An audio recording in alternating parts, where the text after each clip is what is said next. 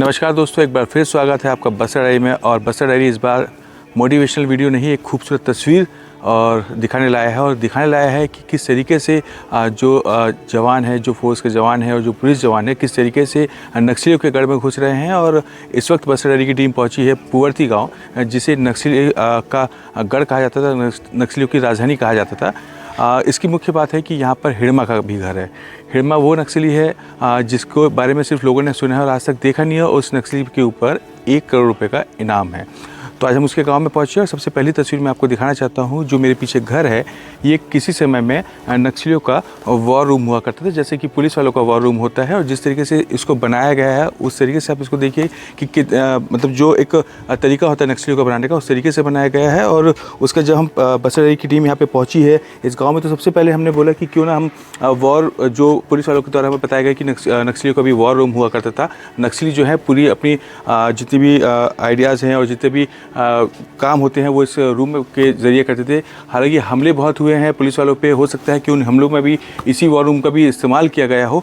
मैं अंदर से दिखाना चाहता हूँ किस तरीके से इस वॉर रूम को बनाया गया है। हालांकि इस वॉर रूम में कुछ है नहीं दिखाने के लिए, लेकिन मैं आपको दिखाना चाहता हूँ कि एक छोटा सा रूम है जहाँ पर नक्सली बैठकर अपनी प्लानिंग करते थे, जिस तरीके से हमको पुलिस वालों ने बताया। इस प्लानिंग के तहत यहाँ पे प्लानिंग जब करते थे, यहाँ पे बड़े बड़े नक्सली लीडर हुआ करते थे, क्योंकि ज़्यादा बड़ा है नहीं है रूम। और जिस तरीके से मैं आपको दिखाना चाहता हूँ कि यहाँ पर सोलर लाइट भी लगी हुई है, जिसका इस्तेमाल नक्सली किया करते थे। जिस तरीके से बैटरी रखी हुई है, बाहर सोलर प्लेट लगी हुई है, ग्रीन कलर के पर्दों से ढका हुआ है, क्योंकि ग्रीन कलर के पर्दे से ढकने का कारण ये है कि गर्मी ज़्यादा नहीं लगती, क्योंकि ये ऊपर शीट है और शीट में गर्मी में बहुत ज़्यादा गर्मी लगती है। और साथ ही इनका एक और रूम है जिसको मैं आपको दर्शकों को दिखाना चाहता हूँ कि जिस तरीके से ये एक छोटा सा रूम बना है, इस रूम को ये लोग किचन के तरह यूज़ करते थे। मैं अपने साथी को बोलूँगा कि यहाँ दिखाएँ। जिस तरीके से आप देख पा रहे हैं कि इनका राशन पड़ा हुआ है, सामान पड़ा हुआ है, किस तरीके से ये लोग यूज़ करते थे। और एक स्पीकर भी पड़ा हुआ है, हो सकता है कुछ इनको बताना होता हो तो स्पीकर के माध्यम से बताया जाता हो। और साथ ही ये जो आप चूल्हा देख रहे हैं, ये 2 चूल्हे बने हुए हैं जहाँ पे नक्सली जब आते थे, जब यहाँ पे इनकी बैठक होती थी तो उनका खाना यहीं पे बनता होगा, जिस तरीके से देखकर प्रतीत हो रहा है। लेकिन जब पुलिस पहुँची, पुअर्ती गाँव, हिड़मा के गाँव पहुँची है, तो उन्होंने पूरा सामान यहाँ से ले गया है। बताया जा रहा है कि उस समय जब यह पुलिस पहुँची थी तब यहाँ पे कुर्सी 2 कुर्सी बस मिली थी, उसके बाद कोई सामान नहीं मिला था। और जिस तरीके से ये देखने वाली बात है कि अब जो पहले एक नक्सलियों का वॉर रूम हुआ करता था, आज वो STF का वॉर रूम बना दिया गया है। तो एक खूबसूरत तस्वीर है कि जिस तरीके से सरकार ने बोला है कि नक्सलवाद ख़त्म करेंगे, और सरकार बदली है, सरकार बदलने के बाद लगातार एक्शन किए जा रहे हैं। और जिस तरीके से जो ये गढ़ है जहाँ पे हम लोगों ने पिछले 2 साल पहले आए थे और हमने देखा था कि इस गांव की हालत क्या थी, लेकिन आज अगर इस गांव की हालत देखा जाए तो बिल्कुल बदलती हुई तस्वीर है। जिस तरीके से बताया जा रहा है और तस्वीरों में देखा जा सकता है कि यहाँ पे मेडिकल कैंप लग रहे हैं, यहाँ पे प्रशासन के लोग आ रहे हैं, यहाँ पे आधार कार्ड पूछे जा रहे हैं। तो ये कहीं ना कहीं एक बदलती हुई तस्वीर है। और साथ में आपको दिखाना चाहूँगा कि एक दरवाज़ा है, दरवाजे के पीछे जैसे हम लोग बच्चे स्कूल में पढ़ते थे, बोर्ड के पीछे लिखा जाता था, तो यहाँ पे हिंदी में शब्द लिखे हुए हैं, हिंदी के वर्ड लिखे हुए हैं। हो सकता है कि नक्सलियों को जो है हिंदी सिखाने के लिए यहाँ पे भी प्रयोग किया जाता है। तो यहाँ पे कुछ नाम लिखे हैं, जैसे कि जानकारी मिली है कि नक्सलियों के नाम हैं। अब ये हैं कि नहीं हैं, ये पुलिसकर्मी ही बता पाएंगे, क्योंकि नाम लिखे हैं, ये नक्सलियों के नाम है, इस बात की पुष्टि है। और साथ में मैं आपको दिखाना चाहूँगा बाहर भी, और कि जिस तरीके से एक छोटा सा रूम को इन्होंने एक वॉर रूम बनाया था। उस टाइम ये नक्सलियों का वॉर रूम हुआ करता था, लेकिन अब जो है ये STF का वॉर रूम है, जैसे कि यहाँ पे लिखा गया है कि STF वॉर रूम। और इससे समझ में आता है कि वाकई जो पुलिस है और जो प्रशासन है एक अच्छी मुहिम में है, और जिस तरीके से इन लोग अपना काम कर रहे हैं। और जिस तरीके से मैंने आपसे बात की थी सोलर लाइट की, तो ये देख सकते हैं कि सोलर लाइट के प्लेट्स यहाँ पे लगी हुई हैं, जिसके माध्यम से जो नक्सली लाइट का इस्तेमाल करते थे और स्पीकर का इस्तेमाल करते थे। और इस गांव में अधिकतर पहले भी हम लोग आए थे तो उस समय भी यहाँ पे सोलर लाइटें लगी हुई थी। तो इस समय हम लोग यहाँ पर नहीं थे। उसके बाद मैं अपने पीछे दिखाना चाहता हूँ कि नक्सलियों के वॉर रूम से कुछ ही दूरी पर एक यहाँ पे मलबा पड़ा हुआ है, जिसे कि बताया जा रहा है कि नक्सलियों का स्मारक हुआ करता था। इसे लोगों ने तोड़ा है, नष्ट किया है।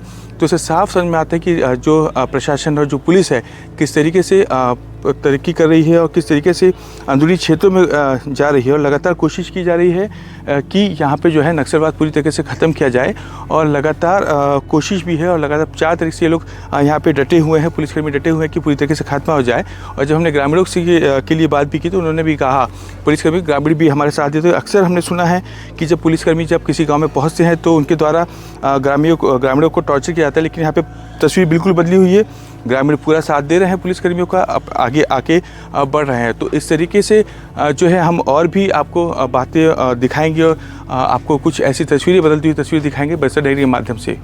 तो अब जो मैं आपको दूसरी तस्वीर दिखाने जा रहा हूँ वो दिखाने जा रहा हूँ नक्सली कमांडर हिड़मा की घर की तस्वीर है। ये आप मेरे पीछे देख सकते हैं कि ये जो घर आपको दिखाई दे रहा है खपरे का घर है, बहुत छोटा सा घर है जो कि नक्सली कमांडर हिड़मा का घर है, जिसपे 1 करोड़ रुपए का इनाम रखा हुआ है। देश का सबसे खतरनाक नक्सली इसको माना जाता है। और जिस तरीके से लोग सोचते होंगे, लोग ने सोचने की कोशिश की होगी, जो लोग जानते हैं हिड़मा के बारे में उन्हें सोचा भी होगा, कोई कोशिश भी होगी क्यों ना हम हिड़मा के बारे में जाने और हिड़मा की जो जानकारी है वो हम जुटाएं। तो उसी जानकारी के अनुसार अब जो है घर पहली बार, हिड़मा का जो घर है पहली बार यहाँ पे है, जहाँ पे वो जिन्होंने जन्म लिया था, जिसने जन्म लिया था हिड़मा ने, और उसके बाद यहाँ तक 16 साल की उम्र तक इस घर में रहा था। उसके बाद वो नक्सली संगठन में शामिल हो गया था। अब जब पुलिस फोर्स यहाँ पे पहुंची है तो पूरे क्षेत्र को कवर कर दिया गया है और साथ ही यहाँ पे कैंप भी स्थापित हुआ है। पिछले 2 से 3 दिन पहले यहाँ पर पहली बार राष्ट्रीय ध्वज भी फहराया गया है। और ये भी एक खूबसूरत तस्वीर हम आपको अगले अपने वीडियो में दिखाएंगे, लेकिन मैं सबसे पहले आपको उसका घर दिखाना चाह रहा हूँ कि जिस तरीके से ये छोटा सा घर है। अब यहाँ पे देश का सबसे खूंखार नक्सली हिड़मा यहाँ पे रहता है, जिसके ऊपर 1 करोड़ का इनाम है। आप देख पा रहे हैं कि एक छोटा सा घर है और बहुत छोटा सा दरवाजा, नॉर्मल एकदम घर है। अक्सर लोगों के मन में सवाल उठते हैं कि जो खतरनाक नक्सली हैं, जो लोग हैं, उनके घर कैसे होंगे। तो बस्तर डायरी के माध्यम से वो घर हम आपको दिखा रहे हैं। इससे पहले हमने नक्सलियों का वॉर रूम दिखाया था, और भी आगे हम कोशिश करेंगे कि और भी अलग अलग तरीके की तस्वीरें और वीडियोस आपको दिखाएं और जानकारी दें, क्योंकि बस्तर डायरी की टीम पहली बार हिड़मा के गाँव पुअर्ती पहुँची है। कोशिश जारी रहेगी। जैसा कि हमने आपको पहले भी बताया था कि खूबसूरत तस्वीर आज दिखाने की कोशिश की जा रही है, और ये दूसरी और तीसरी खूबसूरत तस्वीर है कि जिस तरीके से देख सकते हैं कैंप पुअर्ती, थाना जगरगुंडा, जिला सुकमा, छत्तीसगढ़ का बोर्ड यहाँ लग चुका है, जिसे हिड़मा का गढ़ कहा जाता था, नक्सलियों का गढ़ कहा जाता था। एक खूंखार नक्सलियाइट कहा जाता था, जहाँ पर फोर्स ने आके अपना कैंप स्थापित किया है और बहुत आसानी से यहाँ तक पहुँचे हैं। जिस तरीके से देख सकते हैं ये जो तिरंगा झंडा है, ये 75 साल बाद, आज़ादी के 75 साल बाद यहाँ पे शान से लहराता हुआ नज़र आ रहा है। इसका पूरा श्रेय जो है, पूरा का पूरा श्रेय जो है पुलिस फोर्स को जाता है, और सीआरपीएफ को, डीआरजी को, एसटीएफ को और कोबरा बटालियन को जाता है, जिनकी मेहनत से आज यहाँ पर एक कैंप स्थापित हुआ है। एक आम साधारण जीवन लोग जीने के लिए शुरू कर चुके हैं। जिस तरीके से हम लोगों ने देखा था कि जो पुलिस फोर्स है और जो सीआरपीएफ के लोग हैं, लगातार जो यहाँ के ग्रामीण हैं, जो कभी डरा करते थे बात करने से, आज उनके पास जा रहे हैं, उनसे बात कर रहे हैं और अपनी परेशानियों को उनसे साझा कर रहे हैं। कुछ ऐसे भी ग्रामीण थे जो कि जिनकी तबीयत ख़राब थी, जो दिखाने भी आए थे। पहले हुआ करता था, जब हम 2 साल पहले यहाँ पर आए थे तो यहाँ पे ग्रामीण हम लोगों से बात करने के लिए डर रहे थे, हिचक रहे थे, लेकिन आज तस्वीर बिल्कुल अलग है।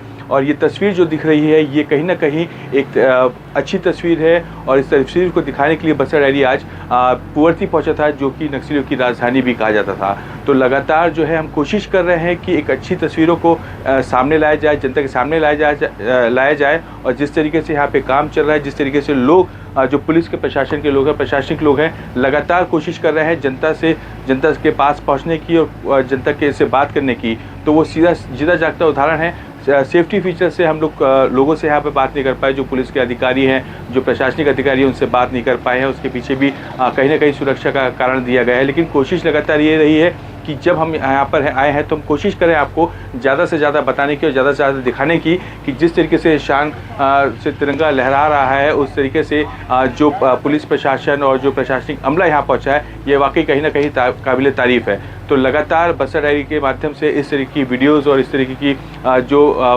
मोटिवेशनल वीडियोज़ हैं, उनको देखने के लिए बने रहिए बस्तर डायरी के साथ।